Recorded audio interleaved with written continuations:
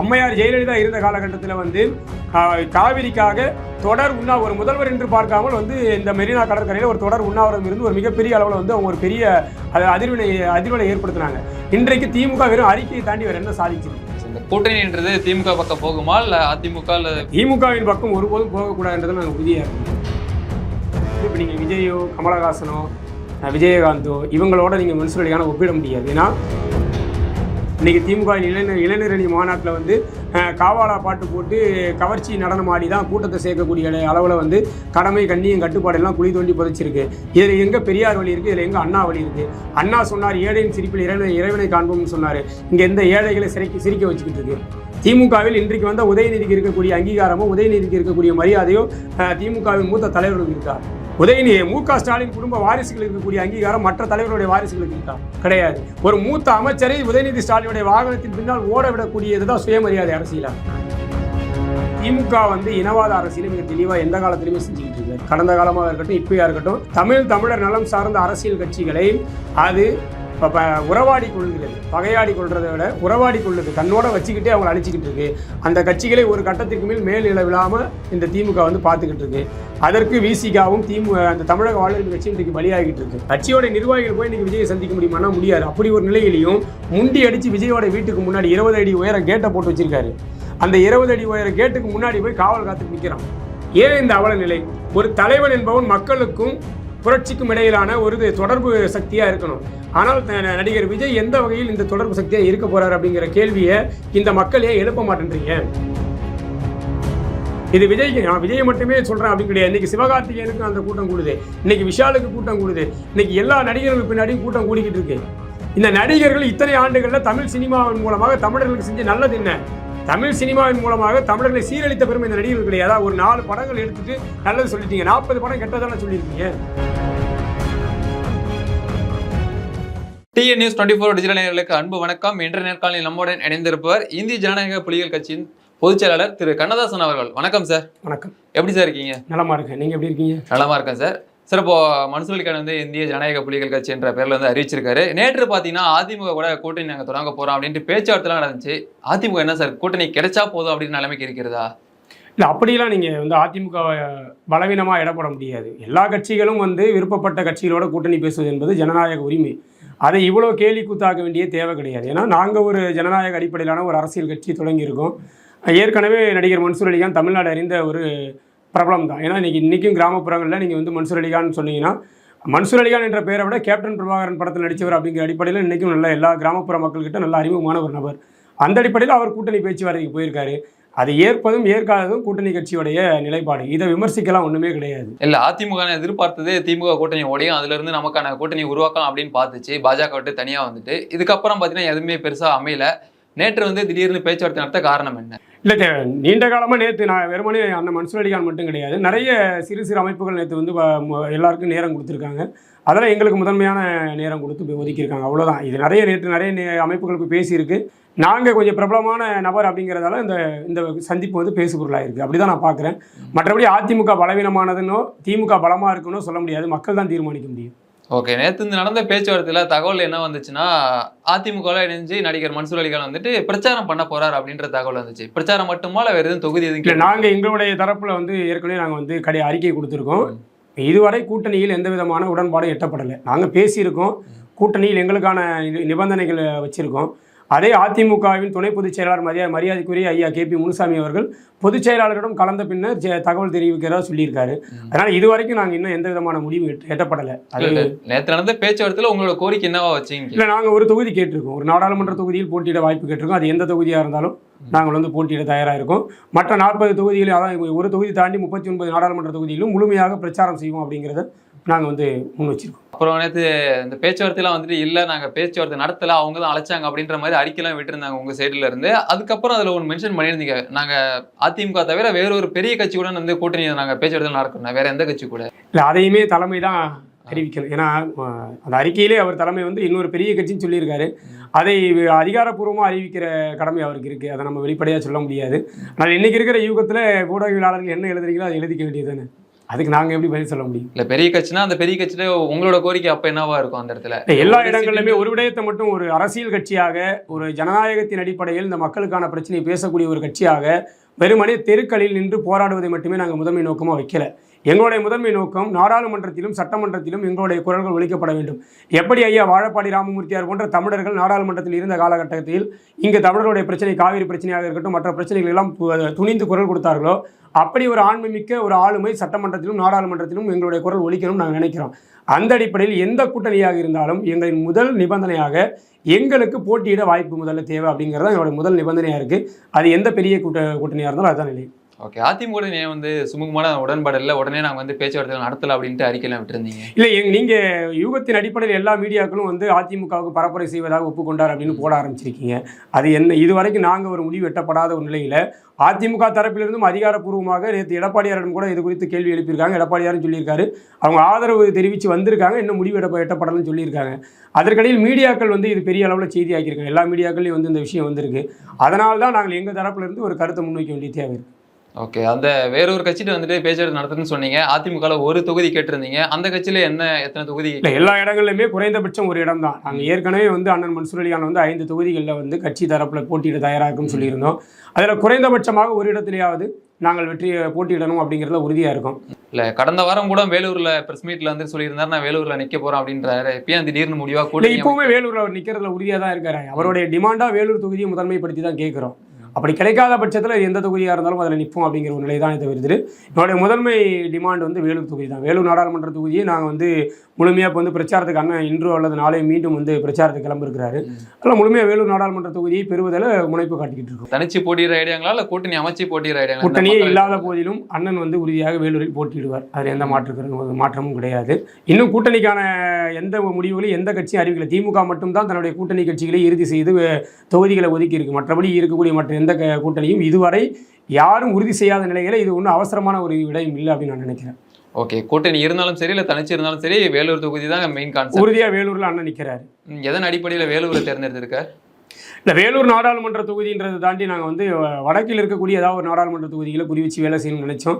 அந்த அடிப்படையில் வேலூர் நாடாளுமன்ற தொகுதி இப்போ பாலாற்று சிக்கல் உட்பட பல்வேறு தொடர் சுரண்டல்கள் உள்ளாகக்கூடிய மக்கள் வாழக்கூடிய ஒரு பகுதியாக இருக்குது.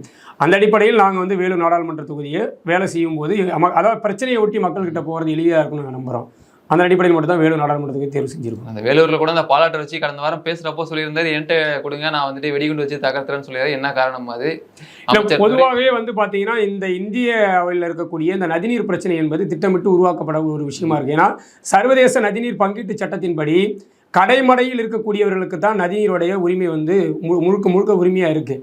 நீங்கள் உங்கள் விருப்பத்தின் அடிப்படையில் எங்கேயும் வந்து அணை கட்டிக்க முடியாது. அப்படி பார்த்தீங்கன்னா இந்தியாவுக்கும் பாகிஸ்தானுக்கும் இடையில் பாயக்கூடிய சிந்து நதியில் இதுவரை ஒரு பிரச்சனை வந்ததாக வரலாறு கிடையாது.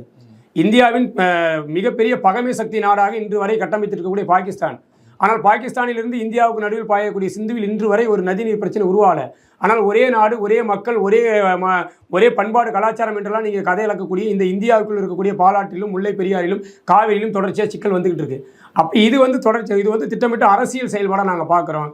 நாங்கள் இதை எதிர்த்து சர்வதேச நதிநீர் பங்கீட்டு சட்டத்தை மையப்படுத்தி சர்வதேச நீதிமன்றங்களை நாடவும் தயாராக இருக்கும்ன்றது தான் இதோடைய பொருளாக இருக்கும். காவேரி அணைக்கட்டிலையும் பாலாற்று அணைக்கட்டிலையும் பார்த்தீங்கன்னா திமுக எதிர்ப்பு தெரிவிக்கிறாங்க. அந்த நேரத்தில் எதிர்ப்பை மட்டுமே தெரிவிச்சுக்கிட்டு இருக்கீங்க. நாங்கள் வந்து 2020-21 காலகட்டத்திலே தீவிரமாக வந்து மேகதாது என்ற பகுதி வந்து எல்லை பிரிக்கப்படாத பகுதியாக இருக்குன்னு திட்டம் குறிப்பிட்டு சொன்னோம். மேகதாது என்பது இன்று வரை எந்த மாநிலத்துக்கும் சொந்தமான எல்லையில் பிரிக்கப்படாத ஒரு பகுதியாக இருக்குது. அப்படி எல்லை பிரிக்கப்படாத பகுதியில் கர்நாடகா அத்துமீறி வந்து அணை கட்டுவது என்பதே வந்து நம்முடைய மாநிலத்தின் உரிமை விட்டுக் கொடுக்கக்கூடிய ஒரு செயல். அப்போ மேகதாதுவை நாங்கள் வந்து மாநில உரிமை கோரணும்னு சொல்லி நாங்கள் சொன்னோம். ஆனால் திமுக இன்ன வரைக்கும் என்ன செஞ்சுருக்கு? நீங்கள் அம்மையார் ஜெயலலிதா இருந்த காலகட்டத்தில் வந்து காவிரிக்காக தொடர் ஒரு முதல்வர் என்று பார்க்காமல் வந்து இந்த மெரினா கடற்கரையில் ஒரு தொடர் உண்ணாவிரதம் இருந்து ஒரு மிகப்பெரிய அளவில் வந்து அவங்க ஒரு பெரிய அதிர்வலை ஏற்படுத்தினாங்க.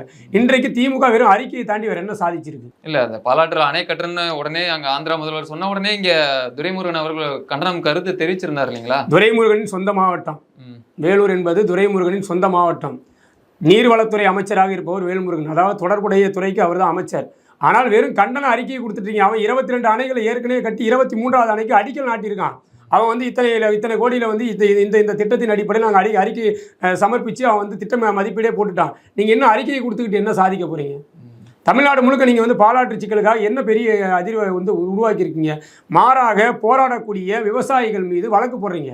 வேலூர் மாவட்டத்தில் பல்வேறு விவசாய அமைப்புகள் ஒன்று சேர்ந்து போராடினா அதுக்கு அனுமதி தர மாட்டேன்றீங்க. அந்த விவசாய அமைப்புகள் மீது வழக்கு போடுறீங்க. இது எப்படி நீங்கள் வந்து உரிமைக்கு குரல் கொடுக்கறதா எடுத்துக்க முடியும்? இல்லை, இந்த அணைக்கட்டு அந்த நீர்வரத்து பிரச்சனையில வந்துட்டு திமுக அரசு இல்லை மாறி மாறி வந்து பிரச்சாரம் தான் பண்ணிட்டு இருக்காங்களா மக்களை? அதுதானே நீண்ட காலமாக இருக்காங்க. காவிரி பிரச்சனை இன்று நேற்று கிடையாது. அது 12 காலமாக திமுக ஆரம்பிக்கும் காலத்துக்கு முன்பிருந்தே இருக்குது. ஆனால் திமுகவின் இந்த 60 ஆண்டு கால தேர்தல் அறிக்கைகள் முழுக்க காவிரி பிரச்சனை குறித்து வந்துக்கிட்டே தான் இருக்குது. ஆனால் 60 ஆண்டுகள் என்ன தீர்வு கிடைக்கல. 5 முறை கருணாநிதி முதலமைச்சராக இருந்துட்டாரு, ஸ்டாலினும் முதலமைச்சர் ஆகிட்டாரு. ஆனால் காவிரி பிரச்சனை தீர்ந்த பாடில்லை. பாலாற்று பிரச்சனைக்காக அன்றைக்கு எம்ஜிஆர் காலகட்டத்தில் ஓரளவுக்கு வந்து ஒரு சின்ன பயம் இருந்தது. பாலாற்றில் வந்து அணை கட்டுறதோ அதுக்கு அதை வந்து தடுத்து நிறுத்தவோ வந்து அன்றைக்கு வந்து அந்த அரசுகள் பயந்தது. அதற்கு பிறகு என்ன நிலை இருக்குது அப்படின்றத பாருங்கள். அப்போ நம்ம நாடகம் நடத்துகிறாங்கன்னு தான் சொல்ல முடியுது. சரி சார், மன்சூர் அலிகான் அவர்கள் வந்து சொல்லியிருந்தார் ப்ரெஸ் மீட்டில், நான் வந்து நடிகர் வந்து கட்சி ஆரம்பிக்கலாம் உடன்பாடு இல்லை, நான் நடிகனாகவே நினைக்கவில்லை அப்படின்னு அவரையே அவர் சொல்லிக்கிட்டாரு. என்ன சொல்ல வர்றாரு அவர்? இதுக்கு மேலே படத்தில் நடிக்க மாட்டேன் அப்படின்றத சொல்ல. முதல் விஷயம், மன்சூர் அலிகான் வந்து இப்போ நீங்கள் விஜயோ கமலஹாசனோ விஜயகாந்தோ இவங்களோட நீங்கள் மன்சூர் அலிகானை ஒப்பிட முடியாது. ஏன்னா விஜய் நடிப்பின் உச்சத்தில் இருக்க பிறகு தான் வந்து இப்போ அரசியலுக்கு வராரு. கமலஹாசனும் அப்படி தான். ஆனால் மன்சூர் அலிகான் வந்து 1991 தான் கேப்டன் பிரபாகரன் படத்தின் மூலமாக தான் தமிழ்நாடு முழுவதும் அறிந்த ஒரு நடிகராக. அதுக்கு முன்னாடிலாம் சின்ன சின்ன ரோல்களில் நடிக்கிறாரு. ஆனால் அவர் 86, 85 காலகட்டத்திலேயே தமிழ்நாடு முழுவதும் பாவலரேறு பெருஞ்சித்திரனார் உள்ளிட்ட தமிழ் அறிஞர்களோடு இணைந்து இயக்க வேலைகள் செஞ்சவர், அரசியல் வேலை செஞ்சவர். அதே மாதிரி 94 தமிழ் பேரரசு கட்சி என்று ஒரு தனி கட்சியை தொடங்கினவர். நீங்கள் வந்து அது வரலாறு அறியாதவர்கள் ஏதோ நடிகர் அவர் மன்சூர் அலிகான் திரை பிரபலம் மூலமாக வராருலாம் கிடையாது. அவர் ஒரு நீண்ட நெடிய அரசியல் வரலாறு கொண்டவர். அதை தான் அவர் சுட்டி காட்டுறார். நான் வெறுமனே வந்து ஏதோ நடிப்பின் அடிப்படையில் வந்து அரசியலுக்கு வரலை. அவருக்கு இது முதல் தேர்தலும் கிடையாது. அவர் இது வந்து 6வது முறையாக தேர்தலை எதிர்கொள்கிறார். நீண்ட நெடிய வரலாறு கொண்ட ஒரு நபராக தான் அவர் பார்க்குறாரு. அதனால நீங்கள் மற்ற நடிகர்களோட இவரை ஒப்பிட முடியாதுன்னு நாங்கள் சொல்கிறோம். இந்த கூட்டணின்றது திமுக பக்கம் போகுமா இல்லை அதிமுக? திமுகவின் பக்கம் ஒருபோதும் போகக்கூடாதுன்றது நாங்கள் உறுதியாக இருக்கோம். என்ன காரணம் அதில்? ஏன்னா இன்றைக்கு தமிழ்நாட்டுடைய ஆளும் கட்சியாக திமுக இருக்குது. 2.5 ஆண்டு கால ஆட்சி நடந்திருக்கு. 2.5 ஆண்டுகளில் திமுக கொடுத்த வாக்குறுதிகள் எதையும் திமுக இன்று வரை நிறைவேற்றலை. மாறாக தமிழ்நாட்டின் மாநில சுயாட்சி கோரிக்கையை முன்வைத்து ஆட்சிக்கு வந்த திமுக தமிழ்நாட்டின் மாநில உரிமைகள் எல்லாம் மத்திய அரசிடம் அடகு வச்சுக்கிட்டு இருக்கு. எல்லாவற்றிற்கும் ஆளுநர்கிட்ட போய் நிற்க வேண்டிய தேவை இருக்குது. இன்றைக்கி மற்ற மாநிலங்கள் மேற்கு வங்கமாக இருக்கட்டும், கேரளாவாக இருக்கட்டும், மற்ற மாநிலங்கள் ஆளுநருக்கு எதிராக மிகப்பெரிய அளவில் அந்த மாநில அரசுகள் வந்து செயல்பட முடியுது. தமிழ்நாடு அரசு ஏன் செயல்படலைன்ற கேள்வி இருக்குது. அப்போ நாங்கள் வந்து எங்களை சுரண்டக்கூடிய ஒருத்தரோட மீண்டும் எப்படி கூட்டணி சேர முடியுன்ற ஒரு கேள்வி இருக்குல்ல. ஓகே, விஜய் அவர்களுக்கு ஆதரவு கொடுக்கலாம் அப்படின்றப்போ கேட்டதுக்கு முதல்ல நடக்கட்டும், அதுக்கப்புறம் பார்க்கலாம் அப்படின்ற மாதிரி சொல்லி. இப்போ விஜய் இந்த தேர்தலில் இருக்காரன்ற கேள்வி இருக்குல்ல, நீங்கள் அப்புறம் எப்படி அவரை ஆதரிக்க முடியும்? இல்லை, அவர் 2026 தான் நான் வந்து 26 வரும்போது கூட்டணி என்ற சூழல் வரும்போது நம்ம அதை பேசலாம் அப்படின்றத அவர் சொல்கிறார். 26 அதுக்கு திருமணமாகி முதல்ல வர ஃபர்ஸ்ட் நைட் நடக்கட்டும், அப்புறம் குழந்தை பிறக்கிறத பற்றி பேசுன்னு சொல்கிறாரு. அவர் வரட்டும். இல்லை, அது சரியானது அந்த பேச்சானது அவருடைய தொனியில் அவர் சொல்கிறார். ஆனால் நாங்கள் என்ன சொல்கிறோம்னா, நீங்கள் இந்த தேர்தலில் இல்லாத ஒரு நபரை குறித்த விவாதத்தை உருவாக்க வேண்டாம்னு சொல்கிறோம். இந்த தேர்தலுக்கும் விஜய்க்கும் சம்மந்தம் கிடையாது. இப்போ விஜய் குறித்த கேள்விகள் இந்த தேர்தல் தேவையில்லைன்னு நினைக்கிறோம். இந்த கடந்த மாதம் வந்து தென் மாவட்டத்தில் பொதுக்கூட்டத்தின் போது சொல்லியிருந்தாரு, நான் நடித்த சரக்கு படம் வந்து பெரிய அளவில் வந்து ஓடல, எனக்கு நஷ்டம் தான் ஏற்பட்டுச்சு, காரணம் வந்து திமுக அப்படின்னு சொல்லிட்டு உதயநிதி ஸ்டாலின் கண்ட்ரோல் இருக்குது சினிமா துறை அப்படின்னா என்ன காரணம் சார் அதில்? இல்லை, இன்றைக்கி நீங்கள் சினிமாவின் எல்லா திரைப்படங்களையும் யார் வாங்கணும், எந்த திரையரங்கில் திரையிடணும் என்கிற அடைவலுக்கு இன்றைக்கி திட்டமிடக்கூடிய அதை வந்து கபலீகரம் செய்யக்கூடிய இடத்துல ரெட் ஜெயின் மூவிஸ் வளர்ந்து நிற்குது. கடைசியாக விஜய் ஒரு மிகப்பெரிய உச்ச நட்சத்திரம் சொல்லக்கூடிய விஜய்க்கு இந்த நிலை வந்தது. வாரிசு படம் வரும்போது அந்த வாரிசு படத்துக்கு போதிய திரையரங்குகள் கிடைக்கல. அதுக்கு பதிலாக ரெட் ஜெயின் மூவிஸ் வெளியிட்ட துணிவு படம் பெரும்பாலான திரையரங்கில் வெளியிடப்பட்டது. இது அப்போவே பெரிய சர்ச்சையாச்சு. உச்ச நட்சத்திரமாக இருக்கக்கூடிய விஜய்க்கு அந்த நிலைனா மற்ற நடிகர்கள் குறித்த நீங்கள் வந்து நீங்களே தெரிஞ்சுக்கலாம் என்ன நிலையில் இருக்குது அப்படின்னு. ஓகே, கடந்த முறை பார்த்தீங்கன்னா த்ரிஷா மீது அவதூறாக பேசினது வந்து வழக்கெல்லாம் போடப்பட்டுச்சு மன்சூர் அலிகான் மீது. அதுக்கப்புறம் பார்த்தீங்கன்னா அதிமுகவில் இருக்கக்கூடிய ஒரு நிர்வாகி ஒருத்தர் வந்து த்ரிஷா குறித்து விமர்சனம்லாம் பேசியிருந்தாரு. அதுக்கு பதிலடிலாம் கொடுத்துருந்தாரு. எப்படி சார் அப்படியே மனசு மாறிட்டார்? இல்லை, அவர் மனசெல்லாம் மாறல. நீங்கள் ஊடகங்கள் என்ன பண்ணிருக்கீங்கன்னா, அவர் திரிஷா குறித்து அன்றைக்கு பேசப்பட்டது அவர் வந்து திரிஷாவை அவதூறாகவோ திரிஷா மீது பாலியல் வன்புணர்வு கொள்ளக்கூடிய அடிப்படையில் பேசலை. அவர் ஒரு சினிமா நடிகனாக இந்த சினிமாவில் வந்து இந்த காட்சிகள் இல்லை அப்படிங்கிற மாதிரி அவர் பேசினாரே தவிர்த்துட்டு அதை மீடியாக்கள் ஊதி பெருசாக்குனீங்க. ஆனால் அதே தன்னுடைய சக திரைத்துறையை சார்ந்த ஒரு நடிகையின் மீது ஒரு சிக்கல் வரும்போது ஒரு சக மனிதனாக ஒரு சக நடிகனாக அவர் தன்னுடைய உணர்வை தான் வெளிப்படுத்தியிருக்காரு. இதில் எதுவும் பெரிய விமர்சனத்துக்குரிய இதெல்லாம் ஒன்றும் கிடையாது. ஓகே, நடிகராக நான் வந்து கட்சி தொடங்கவில்லை, அதுக்கு முன்னாடியே மக்களுக்காக நான் பலவித போராட்டங்கள்லாம் பண்ணியிருக்கேன்னு சொல்கிறாரு. என்ன அந்த மாதிரி பண்ணியிருக்காரு? இல்லை, நீங்கள் கடைசியாக சமீப காலத்தில் காவிரி விவகாரத்தில் கைதானார். நீங்கள் நீண்ட கால வரலாறுலாம் விட்டுருவோம். கடைசி காலகட்டத்திலே காவிரிக்காக கைதானார். பல்வேறு பிரச்சனைகளுக்காக அவர் வாங்கியிருக்க வழக்குகள் எல்லாமே அரசியல் வழக்குகள் தான். ஆளுநர் மாளிகை வந்து இத்தனை ஆயிரம் ஏக்கர் நிலங்கள் வந்து வீணாக போயிட்டுருக்குன்னு சொல்லிட்டு அதில் இளைஞர்களுக்கான விளையாட்டு மைதானம் வேண்டும்னு சொல்லி 80-90களிலே வந்து ஆளுநர் மாளிகை முன்னாடி போயிட்டு கிரிக்கெட் விளையாடின ஒரு ஆள் தான் வந்து அண்ணன் மன்சூர் அலிகான். அதனால் அவருடைய போராட்ட வரலாறு என்பது நீண்ட நெடியது. ஓகே, அதை தாண்டி வேற என்ன போராட்டம்லாம் பண்ணியிருக்காரு? நிறைய இருக்கு இல்லைங்க. நீங்கள் நிறைய விஷயங்கள் இருக்குது. 8 வழி சாலைக்கு எதிராக போராடி வழக்கு வாங்கியிருக்காரு, காவிரிக்காக வழக்கு வாங்கியிருக்காரு, எல்லா பிரச்சனைக்கும் துணிஞ்சு போராடுறாரு, ஆளுநருக்கு எதிராக போராடி இருக்காரு. அவருடைய நிலைப்பாட்டில் எப்பவும் தெளிவாக இருக்கு. இப்போதுள்ள அரசு வந்து பெரியார் அதுக்கப்புறம் அண்ணா கொள்கையை வந்து கடைபிடிக்கிறது இல்லை, அதனால எனக்கு அதில் உடன்பாடு இல்லை அப்படின்னு சொல்ல காரணம் என்ன? ஆமாம், அண்ணா எதை சொன்னாரோ அதை அடியோட குழி தோண்டி புதைக்கக்கூடிய அரசியலாக தான் திமுக இருக்குது. கடமை கண்ணியம் கட்டுப்பாடுன்னு சொன்னார் அண்ணா. இன்னைக்கு திமுகவில் கடமையும் கிடையாது, கண்ணியம் கிடையாது, கட்டுப்பாடும் கிடையாது. திமுக 2ஆம் தரம் என்பதை தாண்டி 3ஆம் தர நிலைக்கு வந்து போயிருக்கு. மிக மோசமான நிலையில் அதனுடைய பேச்சாளர்களுடைய பேச்சுக்கள்லாம் பார்க்க முடியும். இன்றைக்கி குறிப்பாக சிவாஜி கிருஷ்ணமூர்த்தி போன்றவர்கள்லாம் வச்சு தான் வந்து தன்னை வளர்த்தக்கூடிய நிலையில் இருக்குது. இன்றைக்கி திமுக இளைஞரணி மாநாட்டில் வந்து காவாலா பாட்டு போட்டு கவர்ச்சி நடனம் ஆடி தான் கூட்டத்தை சேர்க்கக்கூடிய அளவில் வந்து கடமை கண்ணியம் கட்டுப்பாடு எல்லாம் குழி தோண்டி புதைச்சிருக்கு. இதில் எங்கே பெரியார் வழி இருக்குது, இதில் எங்கே அண்ணா வழி இருக்குது? அண்ணா சொன்னார் ஏழையின் சிரிப்பில் இறைவனை காண்போம்னு சொன்னார். இங்கே எந்த ஏழைகளை சிரிக்க வச்சுக்கிட்டு இருக்கு?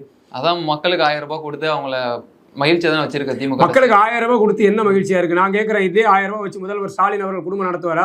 முதல்வர் ஸ்டாலின் வெளியில் கிளம்பினாரா, வீட்டை விட்டு வெளியே கிளம்பினா 100கணக்கான வாகனம் அவர் பின்னாடி அணிவகுக்கணும்.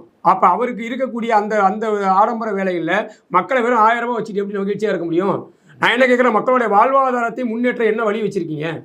அதை தாண்டி பெண்களுக்கு, அதை கல்லூரி படிக்கக்கூடிய பெண்களுக்கும் வந்துட்டு உதவித்தொகையெல்லாம் கொடுத்துட்டு நாங்கள் உதவித்தொகையே கேட்கல. ஏன் கல்லூரி படிப்பை இலவசமாக்க முடியல? கல்வியை வந்து ஏன் விற்பனை செய்கிறீங்க? கேள்வி இதுதானே.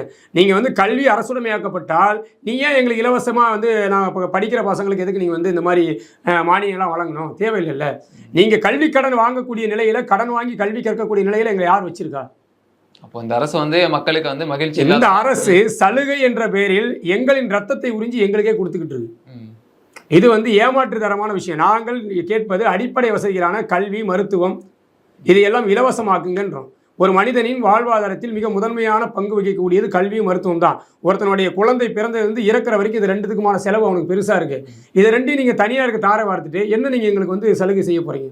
அது பெரியார் கொள்கையும் கடைபிடிச்சு தானே வந்துட்டு இருக்காங்க இது வரைக்குமே. என்ன பெரியார் கொள்கைன்னா என்ன? முதல்ல ஸ்டாலின் அவர்களை பெரியார் இந்த கொள்கையை சொன்னார்னு சொல்லுங்கள். சுயமரியாதை இருக்கா? திமுகவில் இன்றைக்கு வந்த உதயநிதிக்கு இருக்கக்கூடிய அங்கீகாரமோ, உதயநிதிக்கு இருக்கக்கூடிய மரியாதையோ திமுகவின் மூத்த தலைவர்களுக்கு இருக்கா?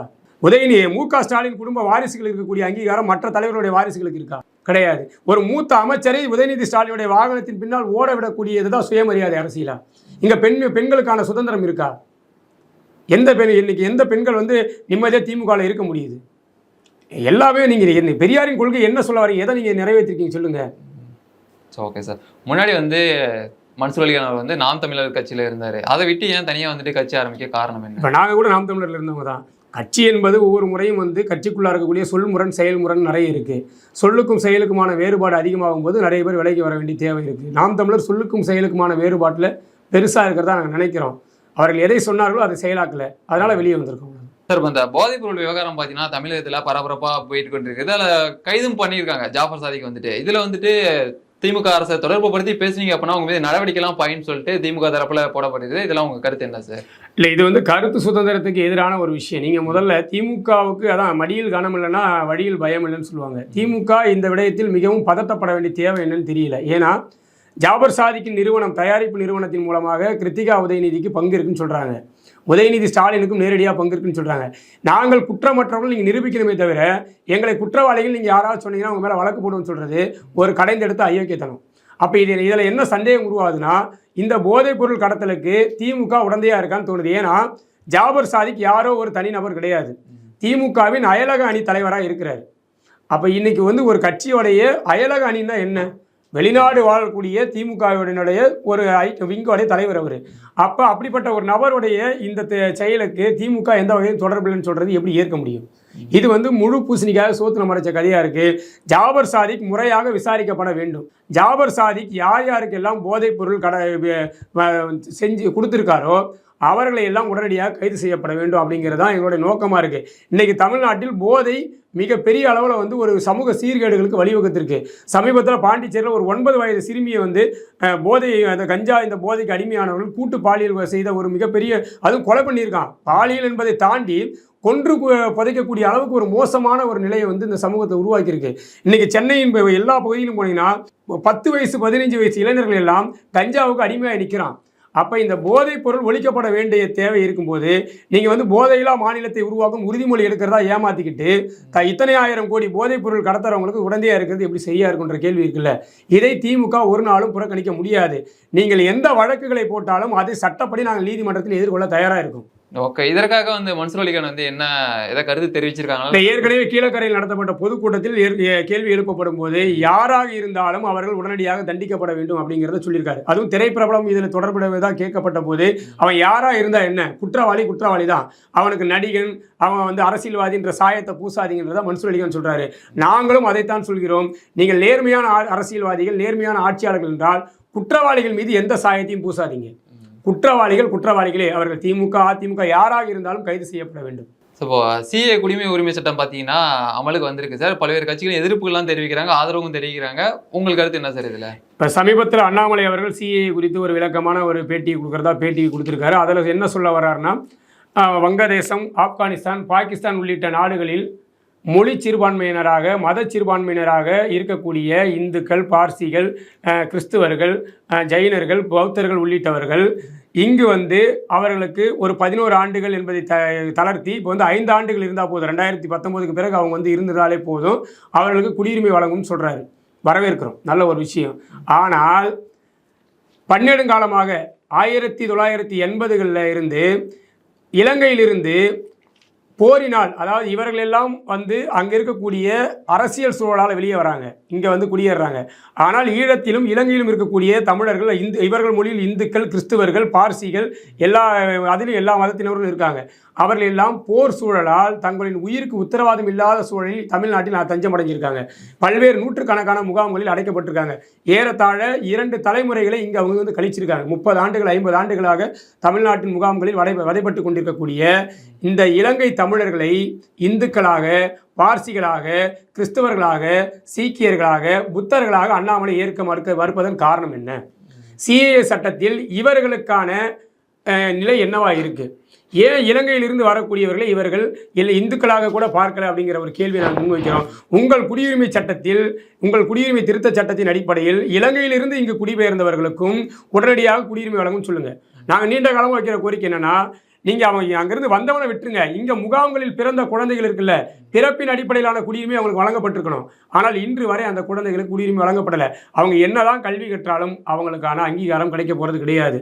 அப்போ ஈழத்தமிழர்கள் விடயத்தில் மட்டும் ஏன் இந்த 2ஆம் தர மனப்போக்கு என்பதை மத்திய அரசு விளக்க வேண்டும். வரக்கூடிய நாடாளுமன்ற தேர்தலில் பார்த்தீங்கன்னா திமுக கூட்டணி வந்துட்டு கடந்த முறை எப்படி இருந்துச்சு அதே மாதிரி செட் ஆகி இருக்காங்க. அவங்களுக்கு தொகுதியெல்லாம் கையெழுத்து ஆகிவிட்டது. இதில் திருமாவளவன் பார்த்தீங்கன்னா எதிர்பார்த்தது என்னவோ 4 தொகுதிகள், அதில் வந்துட்டு 3 கடைசியில் 3 அதுக்கப்புறம் 2 ஒப்பந்தம் ஆயிடுச்சு. தொடர்ந்து அந்த 2லேயே நிற்க காரணம் என்னன்னு நினைக்கிறீங்க? இல்லை, பாட்டாளி மக்கள் கட்சிக்கு இணையான ஒரு மக்கள் செல்வாக்குள்ள கட்சி தான் விடுதலை சிறுத்தைகள் கட்சி. அதை யாராலும் மறுத்துவிட முடியாது. ஏன்னா பாட்டாளி மக்கள் கட்சி கூட ஒரு குறிப்பிட்ட பகுதிகளோட சுருங்கிடுது. வட தமிழ்நாடாக, குறிப்பாக மத்திய தமிழ்நாட்டோட முடியுது. ஆனால் இப்போ விடுதலை சிறுத்தைகளை பொறுத்த வரைக்கும் தமிழ்நாடு முழுவதும் பறந்துபட்ட ஒரு கிளைகளை கொண்ட ஒரு கட்சி. ஆனால் ஏறத்தாழ இந்த 20-25 ஆண்டுகளாக 99 நாடாளுமன்ற தேர்தலில் இருந்து இன்று வரை அந்த கட்சிக்கு 2 நாடாளுமன்ற தொகுதி, அதுவும் தனி தொகுதி என்ற நிலையிலேயே அவர்கள் வைத்திருப்பது என்பது மிகப்பெரிய சாதிய மனநிலையுடைய உச்சம். நீங்கள் விடுதலை சிறுத்தைகள் என்றால் தனித்தொகுதிக்கு மட்டுமே தகுதியானவர்கள் என்ற ஒரு நிலையை உருவாக்கி இருப்பதை வந்து எந்த சமூக நீதி அடிப்படையில் வருது அப்படிங்கிற திமுக வந்து தெளிவுபடுத்த வேண்டியிருக்கு. தமிழ்நாட்டிலேயே மிகப்பெரிய ஒரு மாநாட்டை விடுதலை சிறுத்தைகள் சமீபத்தில் நடத்தியிருக்கு. நீங்கள் காங்கிரஸ் இங்கே இன்னைக்கு தமிழ்நாட்டில் எத்தனை இடங்களில் இருக்குன்னு கேட்டீங்கன்னா இல்லை. காங்கிரஸோட எண்ணிக்கை என்ன? காங்கிரஸில் எந்த தொண்டர்கள் இருக்கான்? திமுக அல்லாது 2014 காங்கிரஸ் தனித்து போட்டிட்டு 2014 நாடாளுமன்ற தேர்தலில் காங்கிரஸ் தனித்து நின்னது. காங்கிரஸோட நிலை என்ன? எந்த இடத்துலையும் டெபாசிட் வாங்க முடியல. 40 நாடாளுமன்ற தொகுதியிலும் டெபாசிட் இழந்தது. அப்படிப்பட்ட காங்கிரஸிற்கு 10 நாடாளுமன்ற தொகுதிகளை வழங்கக்கூடிய திமுக விசிகாவிற்கு மீண்டும் 2 நாடாளுமன்ற தொகுதிகளை, அதுவும் தனி தொகுதிகளை ஒதுக்க வேண்டிய தேவை என்ன அப்படிங்கிறது தான் சாதியுடைய திமுக எத்தகைய சாதி கொடூரத்தை கையாளுது அப்படிங்கிறத பார்க்க வேண்டியிருக்கு. திமுக இந்த சாதிய மனநிலையிலிருந்து வெளியே வரவில்லை என்றால் விரைவாக இங்க இருக்கக்கூடிய பூர்வகுடி தமிழர்களால், ஒடுக்கப்பட்ட தமிழர்களால், தாழ்த்தப்பட்ட தமிழர்களால் விரைவாக அவர்கள் அப்புறப்படுத்தப்படுவார்கள்.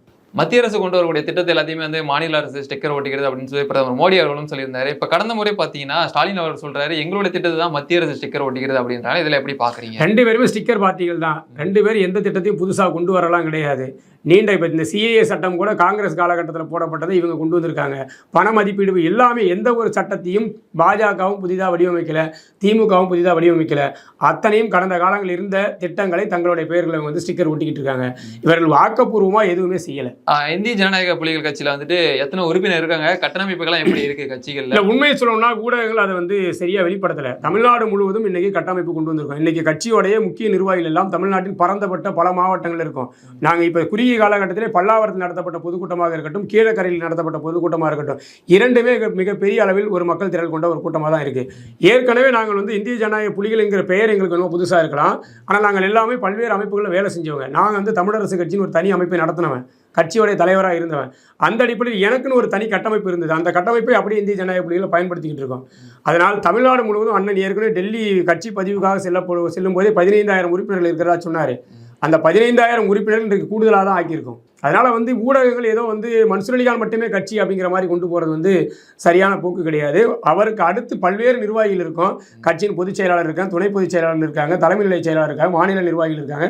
பல்வேறு கட்டங்களில் வந்து கட்சி வந்து பெரிய அளவில் வளர்ந்துக்கிட்டு இருக்கு.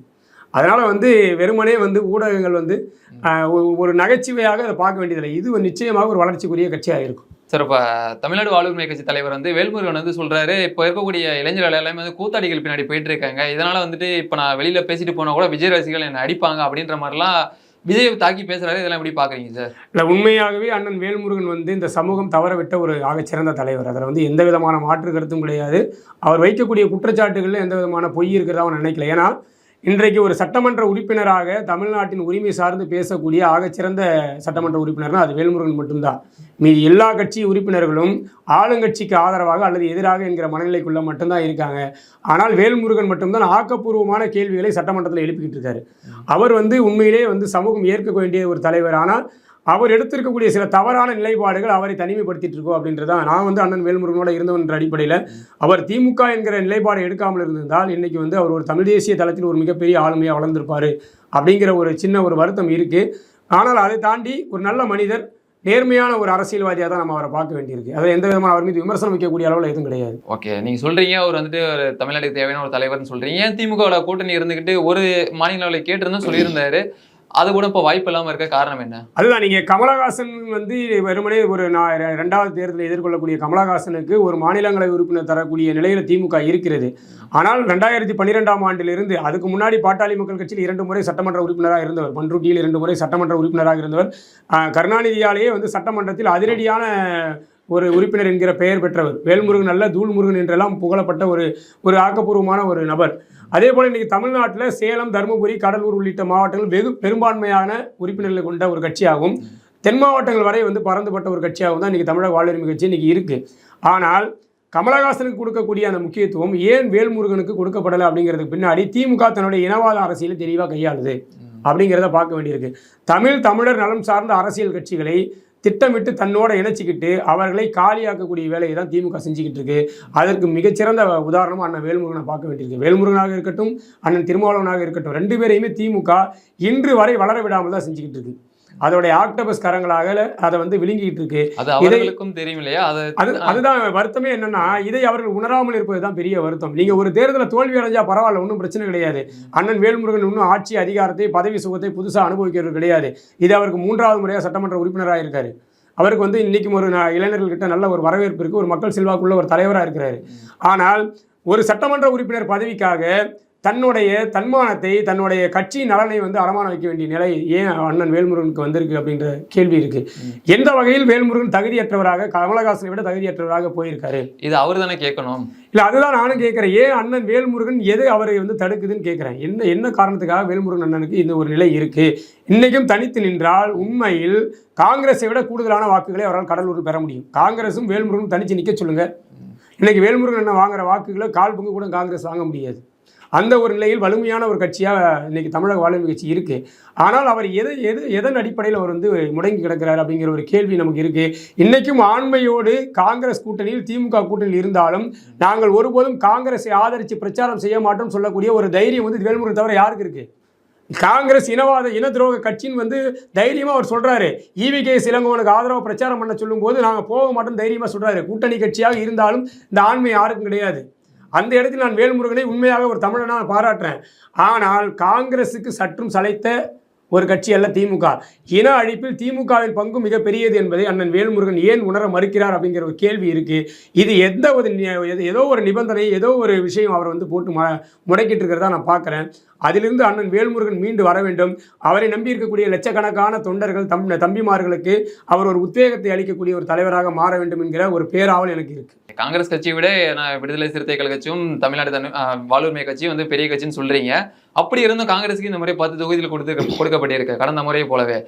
அப்படி இருந்து இப்போ கடலூர்ல பாத்தீங்கன்னா காங்கிரஸ் தான் போட்டியிடுறதா வந்து தகவலாம் வருகிறது. ஏன் திருமாவளவனுக்கு அந்த 2 சீட்டு இவருக்கு வந்து சட்டமன்றத்திலே நிறுத்திக்கிறாங்க, என்ன காரணம்? அதான் நீ முதல்ல சொன்னதுதான். திமுக வந்து இனவாத அரசியலை மிக தெளிவாக எந்த காலத்திலுமே செஞ்சுக்கிட்டு இருக்காரு. கடந்த காலமாக இருக்கட்டும், இப்பயா இருக்கட்டும், தமிழர் நலம் சார்ந்த அரசியல் கட்சிகளை அது உறவாடி கொள்கிறது. பகையாடி கொள்றதை விட உறவாடி கொள்ளுது. தன்னோட வச்சுக்கிட்டே அவங்களை அழிச்சிக்கிட்டு இருக்கு. அந்த கட்சிகளை ஒரு கட்டத்திற்கு மேல் இழவில்லாமல் இந்த திமுக வந்து பார்த்துக்கிட்டு இருக்கு. அதற்கு விசிகாவும் அந்த தமிழக வாழ்வுரிமை கட்சி இன்றைக்கு பலியாகிட்டு இருக்கு. திமுக இன்று அல்ல, அது 60களிலிருந்தே கருணாநிதி காலகட்டத்திலிருந்து திமுக தமிழர் இன விரோத கட்சியாக தான் இருந்துட்டு இருக்கு. கச்சத்தீவு, காவிரி தொடங்கி எல்லா பிரச்சனைகளிலும் திமுகவின் கரம் என்பது நீண்டு கொண்டே இருக்கு. இதை அண்ணன் வேல்முருகன் உணர வேண்டும். தமிழர் வேலை வாய்ப்பை கேட்கக்கூடிய அண்ணன் வேல்முருகன் தமிழர் அரசியல் அதிகாரத்தை மீட்க குரல் கொடுக்க வேண்டிய தேவை இருக்கு. தமிழர் அரசியல் அதிகாரத்தை எல்லாம் கொண்டு போய் தெலுங்கர்கிட்ட வந்து அடமானம் வச்சிருக்காரு. இன்னைக்கு திமுகவின் வந்து அதிகார மையமாக ஸ்டாலினும் நேருவும் போன்ற தமிழர் அல்லாத தலைமையில் தான் இருந்துகிட்டு இருக்காங்க. இந்த நிலை மாற வேண்டும். இதற்கு அண்ணன் வேல்முருகன் எல்லாம் எங்கள் தமிழ் இளைஞர்களை நம்பி மட்டும் களத்துக்கு வர வேண்டும். அன்றைக்கு அவரோடு எங்களை போன்ற லட்ச தமிழர்கள் இளைஞர்கள் கட்சி கடந்து அவரோடு நாங்கள் நிற்க தயாராக இருக்கோம் அப்படிங்கிறத அண்ணன் வேல்முருகனுக்கு இந்த நேர்காணல் வாயிலாக நான் ஒரு அறைகோளாக விடுக்கிறேன். ஓகே சார், இப்போ இருக்கக்கூடிய சூழ்நிலையில் இப்போ மாற்று கட்சிகள்லாம் அது காங்கிரஸுக்கு ஒரு 10 சீட்டு, விசிகாவுக்கு 2 சீட்டு இப்படின்றப்போ அங்கே இருக்கக்கூடிய திமுகலாம் வந்துட்டு அந்த இருக்கக்கூடிய நிர்வாகிகளுக்கு வேலை செய்யுமா இந்த தேர்தலில்? அது திமுக வந்து எப்போதுமே யாரை ஜெயிக்க வைக்கணும், யாரை தூக்க வைக்கணும் ஒரு முடிவு பண்ணி தான் பண்ணும். கடந்த முறை வந்து விசிகாவின் தலைவராக இருக்கக்கூடிய மரியாதைக்குரிய அண்ணன் திருமாவளவனை இறுதி வரை இழுபறியில் நிலையில் வச்சு தான் வெற்றி பெற வேண்டிய நிலை இருந்தது. இத்தனைக்கும் சமூகத்தில் ஒடுக்குமுறைக்கும் அடக்குமுறைக்கும் உள்ளாகக்கூடிய மக்களின் குரலாக ஒலித்த ஒரு நபர், பெரும்பான்மை சமூகத்தின் ஒரு தலைவர், ஒரு பிரதிநிதி. நீங்கள் என்னதான் நீங்கள் அவர்கள் ஒடுக்கப்பட்ட சமூகம் என்று சொன்னாலும் தமிழ்நாட்டின் பெரும்பான்மை சமூகமான ஒரு சமூகத்தின் பிரதிநிதி தலைவராக இருக்கக்கூடிய ஒருவர் கூட அவர் போட்டியிடும் தொகுதியில் மிக நீண்ட ஒரு போராட்டத்திற்கு இடையில் தான் வெற்றி பெற வேண்டிய ஒரு நிலையில் இருக்குது. இதை திமுக திட்டமிட்டு உள்ளடி அரசியல் செய்யக்கூடிய ஒரு விஷயம். திமுக கடந்த சட்டமன்ற தேர்தலில் அண்ணன் சூகா முருகல்ராஜனை திட்டமிட்டு நிலக்கோட்டில் நிறுத்தி தோற்கடித்தது. கதிரவனை திட்டமிட்டு தோற்கடித்தது. அதாவது கூட்டணி கட்சிகளாக இருந்தாலும் கூட தனக்கு யார் ஆவார்களோ அவர்களை வெற்றி பெற வைக்கும், தனக்கு ஆகாதவர்களை திட்டமிட்டு தோற்கடிக்கக்கூடிய வேலை திமுக எப்போதும் செய்யும். இதை இவர்கள் உணர வேண்டும். அதனால் விழித்தெழுந்து இந்த தேர்தலில் அவர்கள் விழிப்படைந்து வெற்றி பெற என்னுடைய வாழ்த்துக்களை தெரிவித்துக்கிறேன். ஓகே, மக்கள் வந்து இந்த தேர்தலில் எப்படி ஆதரவு கொடுப்பாங்க, எந்த கட்சிக்கு ஆதரவு கொடுப்பான்னு நினைக்கிறீங்க? மக்கள் வந்து இன்னும் ஒரு தெளிவு பெறாத ஒரு நிலையில தான் இருக்காங்க. அண்ணன் வேல்முருகன் சொன்னது போல நடிகர் விஜய் தன்னுடைய கொள்கை கோட்பாடு என்ன அப்படிங்கிறது இன்னைக்கு வரைக்கும் தெளிவுபடுத்தாத ஒரு நிலையில் 50 லட்சம் உறுப்பினர்கள் சேர்க்கப்பட்டதா ஒரு நிலை இருக்குது. ஆனால் கடந்த 10 ஆண்டுகளுக்கு மேலாக தமிழ் தேசியம் என்று பேசக்கூடிய அமைப்புகளை மக்கள் அங்கீகரிக்க தயாராக இல்லை. அந்த தமிழ் தேசியம் பேசக்கூடிய அமைப்புகள் வைக்கக்கூடிய கொள்கை கோட்பாடுகள் எல்லாம் மற்ற இன்னைக்கு திமுகவே வந்து தமிழ் தேசிய அமைப்புகளுடைய கொள்கை கோட்பாடுகளை முன்னெடுத்து தான் வந்து பேசிக்கிட்டு இருக்கு. கடந்த தேர்தலின் போது மு க ஸ்டாலின் அவர்கள் தமிழால் இணைவோம், தமிழரால் இணைவோம் என்று சொல்லக்கூடிய நிலைக்கு வந்து தமிழ் தேசிய அரசியலின் கருத்தியல் ஒரு பெரும் தாக்கத்தை உருவாக்கியிருக்கு. ஆனால் மக்கள் வெறும் ஒரு மோகத்தின் அடிப்படையில் அரசியலை அணுகக்கூடிய நிலை இருக்குது.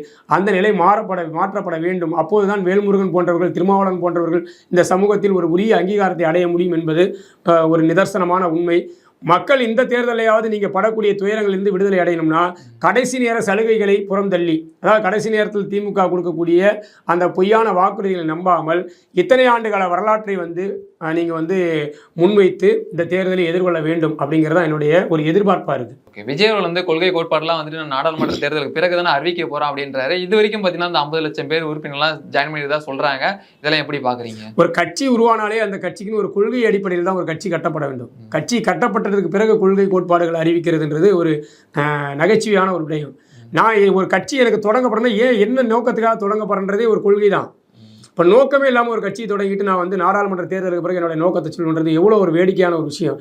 அந்த வேடிக்கையான விஷயத்தை நம்பி லட்சக்கணக்கான இளைஞர்கள் வந்து போய் சேர்றாங்கன்றது, இவர்கள் எல்லாம் விட்டில் பூச்சிகளாக இருக்காங்க அப்படிங்கிறதான் நம்ம பார்க்க வேண்டியிருக்கு.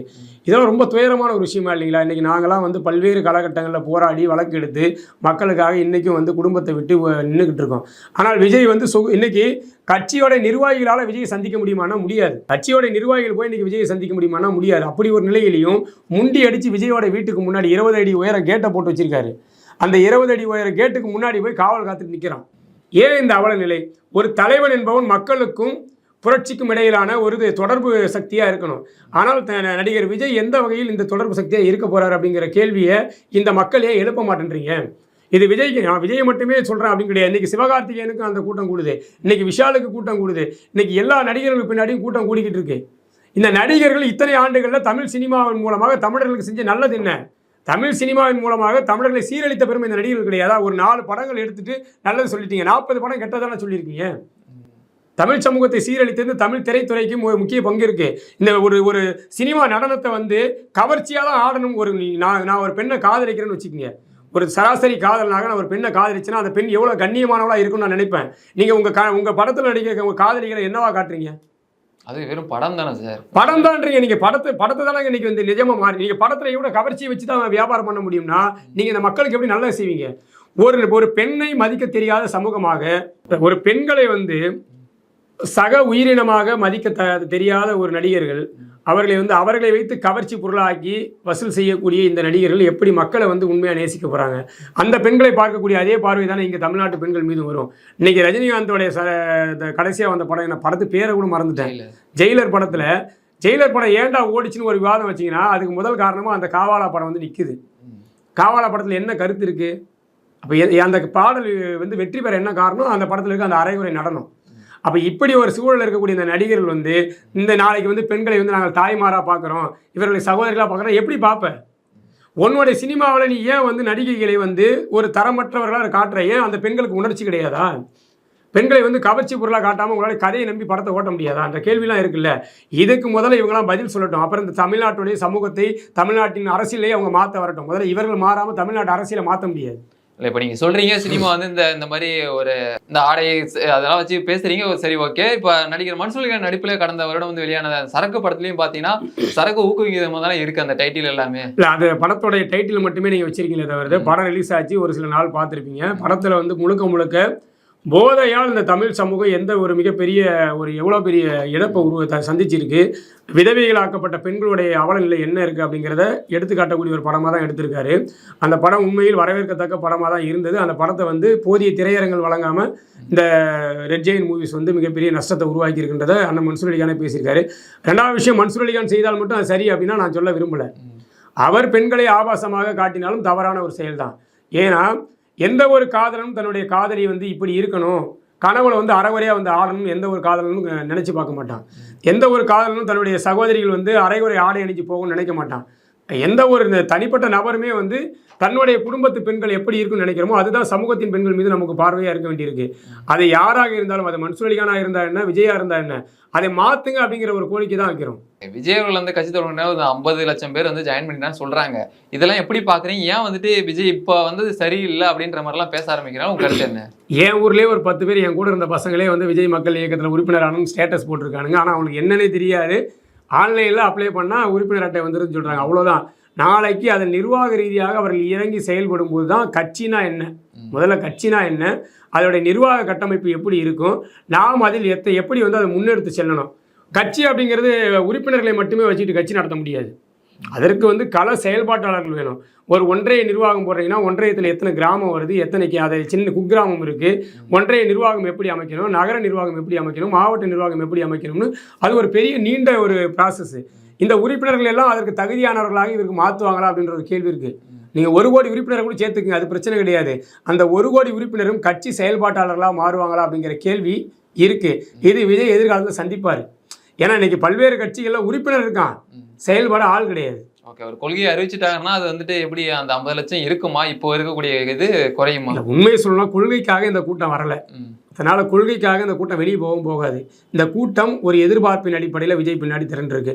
நாமளும் ஒரு உள்ளாட்சி பிரதிநிதி ஆயிடலாம், நாமளும் ஒரு சட்டமன்றத்துக்கு வந்துடலாம், நாமளும் ஒரு நாடாளுமன்றத்துக்கு வரலாம் அப்படிங்கிற ஒரு எதிர்பார்ப்பின் அடிப்படையில் இணைஞ்சிருக்க ஒரு கூட்டம்.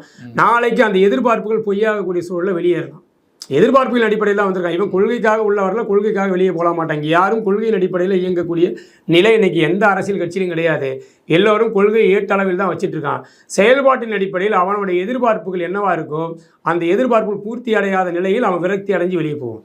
ஓகே, கமல்ஹாசன் அவர்கள் பார்த்தீங்கன்னா கட்சி தொடங்கும் போது சொன்னார், நான் வந்து இந்த வாரிசு அரசியலை எதிர்க்கிறேன் அப்படின்னு சொல்லிட்டு தான் உள்ள வந்தார். இப்போ வந்துட்டு ஒரு ராஜ்யசபா சீட்டு கொடுத்தனே அங்கே போயிட்டு கூட்டணி அமைச்சிக்கிட்டாரு. அதே போல விஜய் அவர்களும் அந்த மாதிரி வாய்ப்பு இருக்குமா, இந்த மாதிரி தனிச்சு தான் செயல்படுவாரா அந்த கூட்டணி அமைப்பாரா? இல்லை, விஜய்க்கு வந்து ஒரு தனிப்பட்ட ஆளுமையெல்லாம் ஒன்றும் கிடையாது. அவருக்கு வந்து தனிப்பட்டு வந்து இந்த அரசியலை எப்படி எதிர்கொள்றதுன்ற ஒரு இது கிடையாது. அவருக்கு பின்னாடி ஒரு சிலர் வந்து இயக்குறாங்க. சில முதலாளிகள், பெரும் முதலாளிகளுடைய ஆதரவு விஜய்க்கு இருக்குது.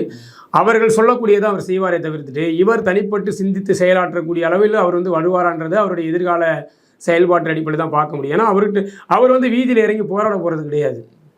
அவர் வீதியில் இறங்கி மக்கள் பிரச்சனைக்காக குரல் கொடுக்க மாட்டார். அவர் வந்து ஒரு மேடை போட்டால் மேடையில் ஏறி பேசிட்டு போயிடுவார். அதுக்கு பிறகு அங்கே என்ன எதிர்வினையாக போகுது, அதுக்கான ஒரு நிரந்தர தீர்வை நோக்கி இவர் நகர போகிறது கிடையாது. அதனால் விஜயின் அரசியல் என்பது அவரை சுற்றி இருக்கக்கூடிய நபர்கள் என்ன திட்டமிடுறாங்களோ அதன் அடிப்படையில் அமையும். இப்போ கமலஹாசன் எப்படி திமுகவோட ஐக்கியமாகன்ற நிலையை வந்து அவர் சுற்றி இருக்கவங்க எடுத்திருக்காங்களோ, அதுபோல் விஜயை சுற்றி இருக்கக்கூடிய பெரும் முதலாளிகள் நாளை என்ன முடிவு எடுக்கிறாங்களோ அதுக்கு விஜய் வந்து உடன்பட்டு தான் நிற்கணும். அதனால் அதை நீங்கள் பெருசாலாம் எதிர்பார்க்க தேவையில்லை. நாளை வந்து விஜய் 2026 யாரோடைய கூட்டணி வைக்கிறதுக்கு வாய்ப்புகள் இருக்குது. இந்த குடியுரிமை சட்ட திருத்தத்துக்கு எதிராக வந்து கண்டனம்லாம் தெரிவிச்சிருந்தார், அறிக்கையெல்லாம் விட்டுருந்தாரு. இதெல்லாம் எப்படி பார்க்குறீங்க சார்? இல்லை, அது ஒரு முழுமையை அடையாத ஒரு அறிக்கையாக இருக்குது. ஏதோ ஒரு சிஐ, அதாவது பிளவுவாத அரசியலை வந்து எதிர்க்கிறேன்னு சொல்கிறார். என்னென்ன பிளவுவாதங்கள் இருக்குது அப்படிங்கிறத அவர் முழுமையாக பேசலை. அதை யார் கொண்டு வந்தாங்களோ அந்த அரசு அவர்களுக்கு எதிரான அறிக்கையாக அதில் இல்லை. தமிழ்நாடு அரசு அதை செயல்படுத்தக்கூடாதுன்னு அறிக்கை கொடுத்துருக்காரு. தமிழ்நாடு அரசு எப்படி அதை செயல்படுத்த முடியும்? முதல்ல சிட்டிசன்ஷிப் என்பது தமிழ்நாடு சிட்டிசன்ஷிப்போ, கர்நாடகா சிட்டிசன்ஷிப்போ, கேரளா சிட்டிசன்ஷிப்போ கிடையாது. குடியுரிமை என்பது இந்தியன் சிட்டிசன்ஷிப்பு. அதை யார் கொடுக்குறான்? மத்திய அரசு கொடுக்கணும். அப்போ செயல்படுத்துவதும் செயல்படுத்தாமல் விடுவதும் யாருடைய கையில் இருக்குன்னா முழுமையாக மத்திய அரசுடைய கையில் இருக்குது. நாளைக்கு தமிழ்நாடு அரசு சட்டமன்றத்தில் நாங்கள் வந்து செயல்படுத்த மாட்டோம்னு அறிவித்தாலும் அது நடைமுறைக்கு வராது. எப்படி 110 விதியின் கீழே வந்து சிறப்பு திட்டங்களாக அறிவிப்பாங்க. எந்த அறிவிப்பாவது நடைமுறைக்கு வந்து பார்த்துருக்கீங்களா? அது மாதிரி வெற்று அறிவிப்பு எல்லாம் கொடுக்கலாம். ஆனால் நடைமுறைப்படுத்தக்கூடிய அதிகாரம் இவர்கள்ட்ட கிடையாது. நடைமுறைப்படுத்தாமல் தடுக்கக்கூடிய அதிகாரமும் இவர்கள்ட்ட கிடையாது. முழுக்க மத்திய அரசின் கட்டுப்பாட்டிற்குள் இருக்கக்கூடிய ஒரு விஷயத்தை இவர் போகிற போக்கில் விமர்சிச்சுக்கிறது, போகிற போக்கில் எழுதிட்டு போயிட்டு இருக்காரு. அதே ஒரு தெளிவாக பேசக்கூடிய பார்வை கிடையாது அவர்கிட்ட. இல்லை, மாநில அரசுக்கு தான் வந்துட்டு அவர் கோரிக்கை வச்சிருக்காரு அனுமதிக்க கூடாது அப்படின்னு சொல்லிட்டு. அரசியல் அனுபவம் வச்சு அவர் சொல்றாரா இல்லை எப்படி? அதை யாரும் எழுதி கொடுத்துட்டு அவர் அறிக்கையை கொடுத்துருக்காரு. ஏன்னா நீங்கள் வந்து குடியுரிமை சட்டம் என்ன சொல்லுது, சிட்டிசன்ஷிப் அமெண்ட்மெண்ட் ஆக்டில் என்னென்ன குறைகள் இருக்குது அப்படின்னு சுட்டி காட்டல. அதில் என்னென்ன நிறைகள் இருக்குன்னு பேசலை. முதல்ல இந்த ஆக்ட் எதுக்காக கொண்டு வரப்பட்டிருக்கு அப்படிங்கிறத அவர் முழுமையாக வந்து பேச தயாராக இல்லை. யாரோ 4 லைன் எழுதி கொடுத்துருக்காங்க. அந்த 4 லைன் அப்படியே அறிக்கையாக கொடுத்துட்டு போயிருக்காரு. அது எந்த தாக்கத்தையும் உருவாக்க போகிறதில்ல. நீங்கள் முதல்ல ஏன் போராடுறாங்க அந்த சட்டத்துக்கு எதிராக அப்படிங்கிறத நீங்கள் எடுத்துக்கிட்டிங்கன்னா, இந்த எல்லையோர மாநிலங்கள், அதாவது வடகிழக்கில் தான் பெரும்பாலும் இது ஒரு பெரிய பாதிப்பு இருக்குது. திடீர்னு நீங்கள் வெளியிலேருந்து வரவங்களாம் சிட்டிசன்ஷிப் கொடுக்கும்போது அங்கே இருக்கக்கூடிய பூர்வ குடிகளுக்கு அது ஒரு பெரும் அச்சுறுத்தலை உருவாக்கும். இதில் நிறைய பேர் வந்து குற்ற பின்னணி கொண்டவர்கள் கூட வந்து அங்கிருந்து வந்து இந்த நாடுகளுக்கு வரான். நீங்கள் பாகிஸ்தான்லேயும் வங்காதேசத்திலையும் ஆப்கானிஸ்தான்லேருந்து இதே இந்துக்களாக இருக்கட்டும், பார்சிகளாக இருக்கட்டும், எல்லா மதத்தை சார்ந்தவர்களும் குற்றச்செயலின் அடிப்படையில் கூட இந்த நாட்டுக்குள்ளே எல்லைக்குள்ளே நுழைய முடியும். அவனுக்கும் நீங்கள் வந்து குடியுரிமை வழங்குன்னு சொல்லும்போது அது எந்த மாநிலங்களுடைய இறையாண்மைக்கு ஒரு மிகப்பெரிய பாதிப்பாக உருவாகுது. இதை வந்து விஜய் விரிவாக பேச தயாராக இருக்காரா அப்படின்ற கேள்வி இருக்குது. இங்கே ஈழத்தமிழர்களுடைய பிரச்சனை இருக்குன்றதை விஜய் பேசுகிறாருன்னா கிடையாது. நீங்கள் 4 லைனில் நான் வந்து சிஏஏ வந்து எதிர்க்கிறோம் அப்படின்னு சொல்லிட்டு போயிட்டால் என்ன அது எந்த அடிப்படையில் அரசியல் புரிதலாக இருக்கும்? இதுவரை பல்வேறு தகவலை பகிர்ந்து கொண்டமைக்கு நன்றி சார். நன்றி.